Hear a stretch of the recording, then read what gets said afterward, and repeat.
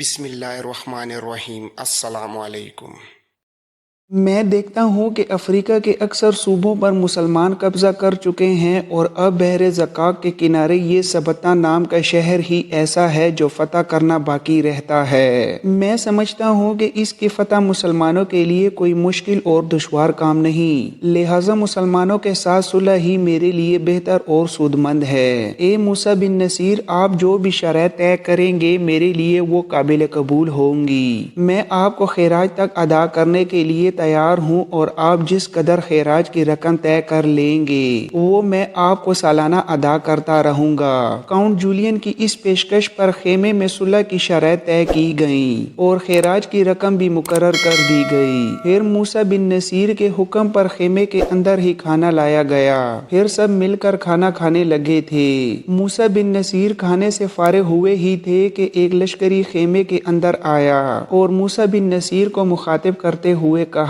یا امیر، بربروں کی جنوبی سرزمین سے ہمارے دو مخبر آئے ہیں اور وہ آپ سے ملنا چاہتے ہیں، شاید آپ کے لیے کوئی اہم خبر ہے۔ امیر موسیٰ بن نصیر نے اس لشکری کو مخاطب کرتے ہوئے کہا، دونوں مخبروں کو خیمے کے اندر بھیجو۔ اب سبتہ کے حاکم کاؤنٹ جولین کے ساتھ ہماری شرائط طے ہو چکی ہیں، اب ان باتوں کی طرف سے اس سے کوئی رازداری اور پردہ نہیں ہے۔ وہ لشکری فوراً باہر گیا اور تھوڑی دیر بعد دو جوان خیمے میں داخل ہوئے۔ موسیٰ بن نصیر نے غور سے ان کی طرف دیکھا، شاید وہ ان کو پہچان چکا تھا۔ پھر اس نے دونوں کو مخاطب کرتے ہوئے پوچھا، تم جنوب کی سرزمینوں سے ہمارے لیے کیا خبر لے کر آئے ہو؟ ان مخبروں میں سے ایک نے موسیٰ بن نصیر کی طرف دیکھتے ہوئے کہا، اے امیر، وحشی بربروں کا ایک بہت بڑا لشکر بگدورہ کے پاس جمع ہوا ہے اور وہ ہمارے ساتھ جنگ کرنے پر آمادہ ہے۔ جس قدر لشکر کے ساتھ آپ اس سبتہ شہر کے باہر خیمہ زن ہیں، ان بربروں کا لشکر جو پوری طرح مسلح اور تیار ہے، اس کی تعداد آپ کے اس لشکر سے کسی بھی صورت 10 گنا سے کم نہیں ہوگی۔ قاصد کے اس انکشاف پر موسیٰ بن نصیر نے تمام شجاعت اور جرأت مندی کا اظہار کرتے ہوئے کہا، اگر وہ ہمارے لشکر سے 20 گنا لشکر بھی لے آئیں تب بھی ہم انہیں اپنے رب کی حمایت اور مدد سے ان صحراؤں کے اندر ایسا سبق سکھائیں گے کہ ان کی آنے والی نسلیں بھی یاد رکھیں گی کہ ان صحراؤں کے اندر کسی قوم نے ان کے منہ پر تماچا مارتے ہوئے ایک درد آمیز اور ہجرت انگیز شکست سے دوچار کیا تھا۔ موسیٰ بن نصیر تھوڑی دیر رکا اور پھر قاصدوں کو مخاطب کرتے ہوئے کہا، اب تم دونوں جاؤ اور جا کر آرام کرو، میں بہت جلد اپنے لشکر کے ساتھ بگدورہ کی طرف کوچ کروں گا اور ان وحشی بربروں کو اپنے علاقوں کی طرف پیش قدمی کا موقع نہیں دوں گا۔ دونوں قاصد موسیٰ بن نصیر کا حکم پا کر خیمے سے باہر نکل گئے، جبکہ موسیٰ بن نصیر معمول کے مطابق کاؤنٹ جولین، طارق بن زیاد، طریف بن مالک اور بیٹے عبدالعزیز کے ساتھ گفتگو کرنے لگا تھا۔ تھوڑی دیر تک یوں ہی سب آپس میں گفتگو کرتے رہے، یہاں تک کہ دوبارہ ایک لشکری خیمے میں داخل ہوا اور اس بار اس نے طریف بن مالک کو دیکھتے ہوئے کہا، اے امیر، دو بربر جوان جو اپنے نام ہیشم اور یریم بتاتے ہیں، وہ آپ سے ملنے کے لیے آپ کی بستی الویرہ سے آئے ہیں۔ ان کا کہنا ہے کہ انہیں پادری افلیس اور زلفاس نے آپ کی طرف روانہ کیا ہے تاکہ وہ آپ کے ساتھ ہسپانیہ کی طرف روانہ ہو سکیں۔ اس موقع پر طارق بن زیاد نے طریف بن مالک کو کوہنی مارتے ہوئے کہا، جاؤ خیمے سے باہر جا کر ان جوانوں سے مل لو، لشکر کے اندر ان دونوں کے قیام کا انتظام کر کے واپس آؤ، پھر امیر موسیٰ بن نصیر سے تمہارے ہسپانیہ کی طرف روانہ ہونے کے متعلق گفتگو کرتے ہیں۔ طارق بن زیاد کے کہنے پر طریف بن مالک فوراً اپنی جگہ سے اٹھ کھڑا ہوا، خیمے سے باہر آ کر دیکھا تو خیمے کے دروازے کے قریب ہی دو جوان کھڑے تھے۔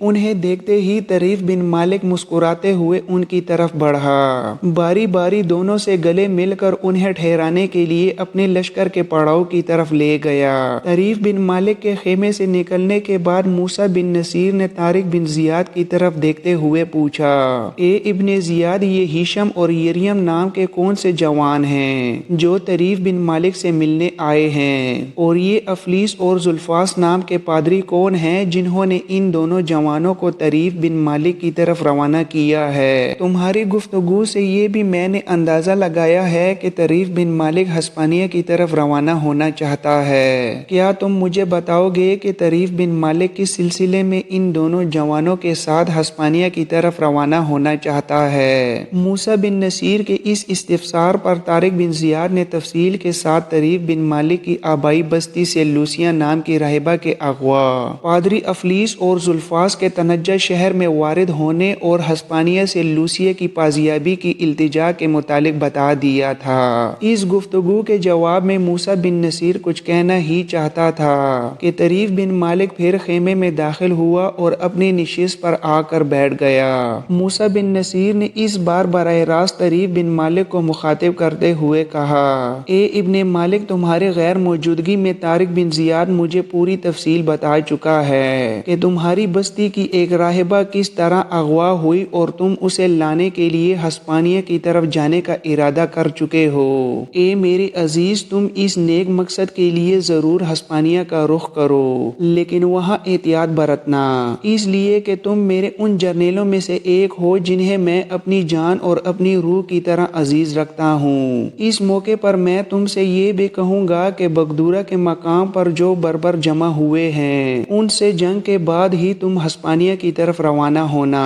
طریف بن مالک نے شکریہ کے انداز میں موسیٰ بن نصیر کی طرف دیکھتے ہوئے کہا، یا امیر، میں آپ کا ممنون ہوں کہ آپ اس قدر فراخ دلی سے مجھے ہسپانیہ کی طرف جانے کی اجازت دے رہے ہیں۔ یہ دونوں جوان جو میری بستی سے آئے ہیں، میں انہیں لشکر ہی میں ٹھہراؤں گا اور میں بگدورا کے مقام پر جمع ہونے والے بربروں کے ساتھ جنگ میں حصہ لینے کے بعد ہی ہسپانیہ کی طرف کوچ کروں گا۔ اس موقع پر سبتہ کے کاؤنٹ جولین بولے اور طریف بن مالک کو مخاطب کرتے ہوئے کہا، اے ابن مالک، میں جانتا ہوں کہ آپ موسیٰ بن نصیر کے معزز اور عمدہ ترین جرنیلوں میں سے ایک ہیں۔ یہ جو آپ کو دو جوان ابھی ابھی آپ کی بستی الویرا سے ملنے کو آئے ہیں، آپ کو انہیں لشکر کے اندر رکھنے کی ضرورت نہیں، آپ انہیں میرے حوالے کر دیں، میں اپنے شہر سبتہ میں ان کے قیام و طعام کا بندوبست کروں گا۔ آپ امیر موسیٰ بن نصیر کے ساتھ بگدورا کی جنگ میں حصہ لینے کے لیے روانہ ہو جائیں، اور جب آپ جنگ سے فارغ ہو جائیں تو آپ سیدھے میری طرف سبتہ آئیں۔ میں آپ اور آپ کے دونوں ساتھیوں کے لیے ہسپانیہ کی طرف جانے کے لیے نہ صرف یہ کہ کشتی کا انتظام کر دوں گا بلکہ اپنے ایک جاننے والے کے نام آپ کو خط بھی لکھ دوں گا۔ وہ ہسپانیہ میں اس شخص کے خلاف آپ کی ضرور مدد کرے گا جو الویرا کی راہبہ کو زبردستی اٹھا کر لے گیا ہے۔ اس موقع پر کاؤنٹ جولین تھوڑی دیر رکا، پھر وہ دوبارہ کہنے لگا، میں آپ لوگوں پر یہ بھی انکشاف کروں کہ میری ایک ہی بیٹی ہے جس کا نام فلورنڈا ہے، اور وہ بھی ان دنوں ہسپانیہ کے مرکزی شہر ٹولیڈو میں قیام پذیر ہے۔ اور وہ بھی کچھ یوں کہ ہسپانیہ کی سرزمین میں یہ رواج ہے کہ سارے بڑے بڑے سردار اور صوبوں کے حکمران اور والی اپنی بیٹیوں کی تربیت شاہی خطوط پر کرنے کے لیے انہیں ہسپانیہ کے مرکزی شہر ٹولیڈو روانہ کرتے ہیں، جہاں ان سب لڑکیوں کو شاہی محل کے اندر رکھا جاتا ہے اور وہاں شاہانہ طور طریقے سے ہی ان کی تربیت اور تعلیم کا بندوبست کیا جاتا ہے۔ میری بیٹی بھی ان دنوں ہسپانیہ کے شاہی محل میں قیام کیے ہوئے ہے۔ گو ہسپانیہ کا موجودہ بادشاہ اتیشا میری بیٹی کا نانا ہے۔ میری بیٹی پھر بھی شاہی محل میں ان لڑکیوں کے ساتھ رہائش رکھے ہوئے ہے جو مختلف صوبوں سے تربیت حاصل کرنے آتی ہیں۔ اے طریف بن مالک، جب یہاں سے ہسپانیہ کی طرف روانہ ہوگے تو جاتے ہوئے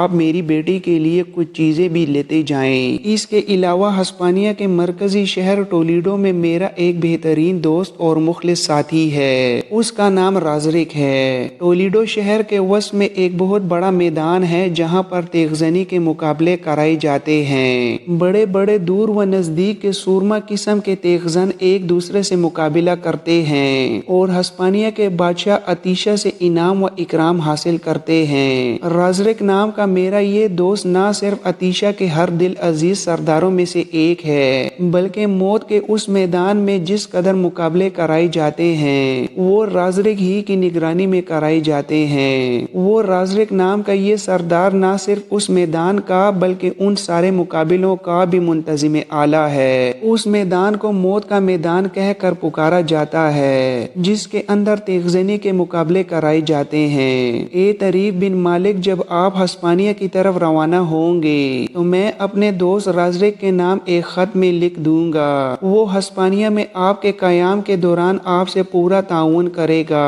اور ہر ممکن مدد آپ کی کرے گا۔ اس پر موسیٰ بن نصیر نے طریف بن مالک کی طرف دیکھتے ہوئے کہا، اے ابن مالک، کاؤنٹ جولین ٹھیک کہتا ہے۔ تمہاری بستی سے ہیشم اور یریم نام کے جو دو جوان آئے ہیں ان کو کاؤنٹ جولین کے حوالے کر دو۔ وہ سبتہ شہر کے اندر ہی قیام کریں اور جب تم بگدورہ کی متوقع جنگ سے فارغ ہو جاؤ گے تو تم بھی وہاں سے سبتہ شہر کا رخ کرنا۔ کاؤنٹ جولین نے اپنی بیٹی فلورنڈا کے لیے جو سامان بھجوانا ہوگا وہ بھی تم اس سے لے لینا۔ یہ تمہیں اس کے علاوہ رازق کے نام خط بھی لکھ دے گا اور ساتھ ہی تمہیں ہسپانیہ جانے کے لیے کشتی بھی فراہم کر دے گا۔ یہ سارے اسباب تمہارے لیے ہسپانیہ کی سرزمین میں لوسیا کو اٹھا لے جانے والے جوان مارتن کو تلاش کرنے میں آسانی اور سہولت پیدا کریں گے۔ طارق بن زیاد اور طریف بن مالک نے موسیٰ بن نصیر کی تجویز سے اتفاق کیا۔ طریف بن مالک کی بستی الویرا سے آنے والے ہیشم اور یریم نام کے نوجوان کو کاؤنٹ جولین کے حوالے کر دیا گیا تھا۔ پھر کاؤنٹ جولین اسقف طولوس اپنے دونوں محافظوں اور الویرا سے آنے والے ان دونوں جوانوں کو لے کر سبتہ شہر کی طرف لے گیا تھا، جبکہ موسیٰ بن نصیر، طارق بن زیاد اور طریف بن مالک نے بھی تھوڑی دیر بعد اپنے لشکر کے ساتھ وہاں سے کوچ کیا۔ اب ان کا رخ بگدورہ کی طرف تھا جہاں پر ایک بہت بڑا بربر لشکر ان سے جنگ کرنے کے لیے تیار بیٹھا تھا۔ اپنے لشکر کے ساتھ موسیٰ بن نصیر نے برق رفتاری کے ساتھ سفر کیا یہاں تک کہ وہ بگدورہ کے مقام پر بربروں کے لشکر کے سامنے جا کر خیمہ زن ہوا۔ موسیٰ بن نصیر کے وہاں پہنچتے ہی بربر جنگ کی تیاریاں کرنے لگے تھے۔ وہاں خیمہ زن ہونے کے بعد موسیٰ بن نصیر نے تھوڑی دیر کے لیے اپنے لشکر کو آرام کرنے اور سستانے کا موقع فراہم کیا۔ اس نے اندازہ لگایا کہ اس کے مخبروں کی اطلاع کے مطابق بربروں کا لشکر واقعی اس کے لشکر سے 10 گنا سے بھی کہیں زیادہ تھا۔ بربر مسلم لشکر کی تھکاوٹ سے فائدہ اٹھانا چاہتے تھے اور وہ مسلمانوں کے وہاں پہنچنے کے تھوڑی ہی دیر بعد جنگ کرنے کے لیے تیار دکھائی دینے لگے تھے۔ موسیٰ بن نصیر نے جب دیکھا کہ دشمن ان کے سامنے جنگ کرنے کے لیے اپنی صفوں کو درست کرنے لگا ہے تو موسیٰ بن نصیر نے بھی اپنے لشکر کو 3 حصوں میں تقسیم کیا۔ ایک حصہ موسیٰ بن نصیر نے اپنے پاس رکھا اور عبدالعزیز کو اپنا نائب مقرر کیا۔ دوسرا حصہ اپنے میسرہ کے طور پر طارق بن زیاد کی سرکردگی میں دیا اور تیسرا حصہ میمنہ کی حیثیت سے طریف بن مالک کی کمانداری میں دیا تھا۔ لشکر کے تینوں حصوں نے اپنے اپنے سالاروں کی سرکردگی میں دشمن کے سامنے صف آرا ہونا شروع کر دیا تھا۔ اپنے لشکر کی صفیں درست کرنے کے بعد موسیٰ بن نصیر لشکر کے 3 حصوں کے وسط میں آیا اور گھوڑے پر بیٹھے اپنے لشکریوں کو بلند آواز میں مخاطب کرتے ہوئے کہنا شروع کیا، میری قوم کے فرزندوں، یہ بربر جو تعداد میں تم سے زیادہ تم سے جنگ کرنے تمہارے سامنے کھڑے ہیں تمہارے سامنے کوئی حیثیت نہیں رکھتے، اس لیے کہ تم اس قوم کے فرزند ہو جو ایک طرف فارس کی اتنی بڑی سلطنت کو اپنے سامنے گھٹنے ٹیکنے پر مجبور کر چکی ہے اور دوسری طرف ناقابل تسخیر رومنوں کو شکست اور ہزیمت کے داغ لگا چکی ہے۔ میرے ساتھیوں اور میرے بھائیوں، میں جانتا ہوں تم دشمن کے حصارزا کے انگش دائرے کھولنے کا فن جانتے ہو، تم برفا سے حدت اور آگ سے ٹھنڈک پیدا کرنے کی قدرت بھی رکھتے ہو، ماورائے رنگ و نسل ہو کر اور ماضی و حال کا اتصال بن کر اس مشترکہ دشمن کے سامنے جم جانا، ان پر حملہ آور ہو کر شاخوں کی طرح انہیں کاٹ کر رکھ دینا۔ سنو میرے فرزندو، اپنے دین کے ان دشمنوں کے خلاف مل کر طوفان کے بگولوں کی طرح ان کے خلاف حرکت میں آنا، ان کے رگ رگ اور ان کے ریشے ریشے میں گرم کھولتے لاوے کی طرح خوف و ہراس بھر کر رکھ دینا۔ اس دشت کے اندر اپنے دشمن کے لیے سمندری طوفان موجوں کی طرح دشمن پر نزول کر کے اس کی حالت یادوں کے ٹوٹے ہوئے خوابوں جیسی بنا کر رکھ دینا۔ میرے عزیز अजीजों, तुम सब के लिए मेरा एक ही पैगाम है, अपने रब का नाम लेकर अपने दीन के इन दुश्मनों के खिलाफ उठना और उस वक्त तक रुख ना मोड़ना जब तक तुम अपने इन दुश्मनों पर काबू ना पा लो और इन्हें इस मैदान जंग से शिकस्त का दाग उठाकर भागने पर मजबूर ना कर दो।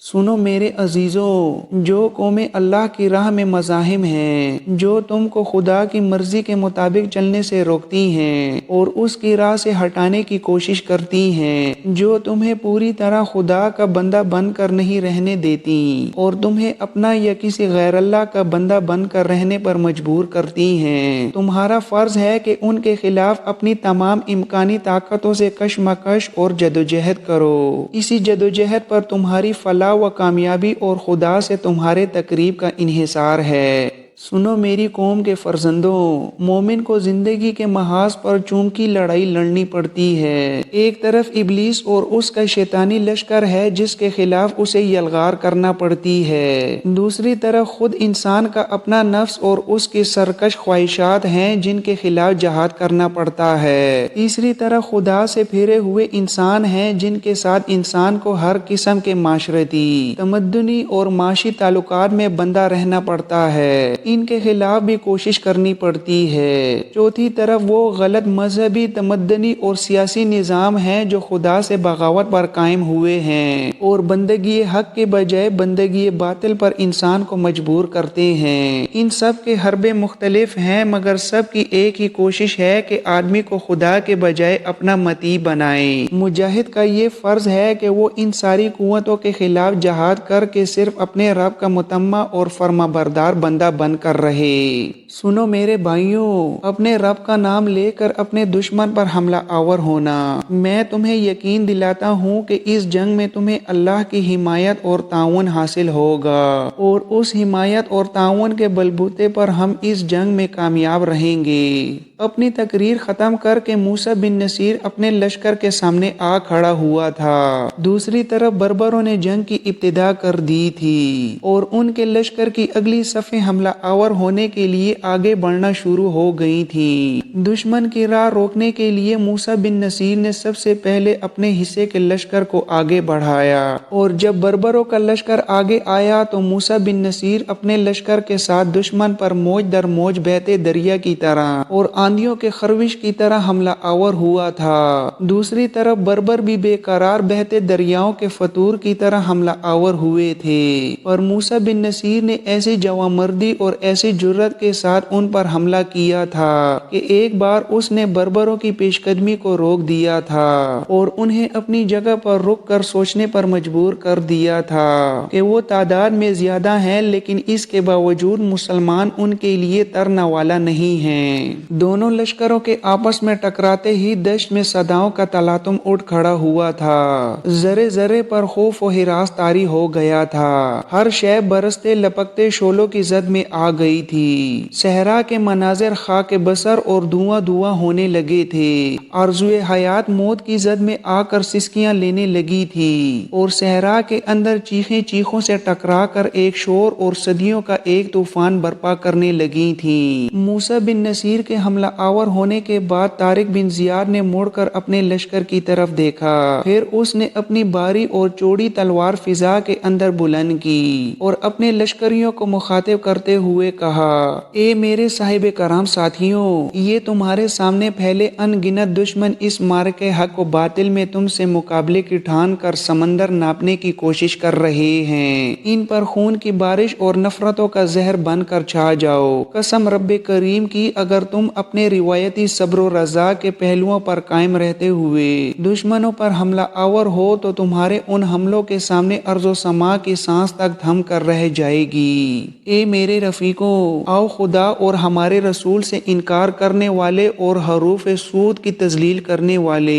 इन लोगों पर लम्हों के रोग व जबर के दश्त और अज़म की तस्वीर बनकर हमला आवर हो जाएं। इसके साथ ही तारिक बिन जियाद हरकत में आया। अपने लश्कर के साथ उसने जख्मों की तमन्ना और दर्द की ख्वाहिश करते हुए बर्बरों के लश्कर पर हमला कर दिया था। उसके हमलों में सदाकत, नजर की रिफत और एहसास था। ऐसा लगता था कि वो दश्त बे आबो गया में दुश्मनों के रगे हयात काट कर उन्हें अपनी ही जात के लिए जिल्लत का निशान बना देने का अहद कर चुका हो। तारिक बिन जियाद के हमला आवर हो जाने के बाद तरीब बिन मालिक हरकत में आया। उसने भी तारिक बिन जियाद की तरह अपने लश्कर की तरफ देखते हुए अपनी बारी और चौड़ी तलवार फिजा में बुलंद करते हुए अपने हिस्से के लश्करियों को मुखातिब करते हुए कहा, ए मेरे साथियों और रफीकों, कसम खुदाए लाजवाल की, अगर हम उसके साथ बंदागाने बाकमाल बनकर अपनी मिकदार से ज्यादा इन दुश्मनों पर हमला आवर हो तो मैं तुमको यकीन दिलाता हूँ कि मैं अपने से 10 गुना जायद इन दुश्मनों को इनकी जात के तारीख, खंडर और रुए फरसा मनाजिर में डबो कर रख दूंगा। अगर हम पूरे खुलूस और इत्तेहाद के साथ सिर्फ अपने रब की खुशनुदी और रजामंदी के लिए हमला आवर हों तो इस सहरा के अंदर इन दुश्मनों को हम नोहे काना और मातम गुजार बना कर रख सकते हैं।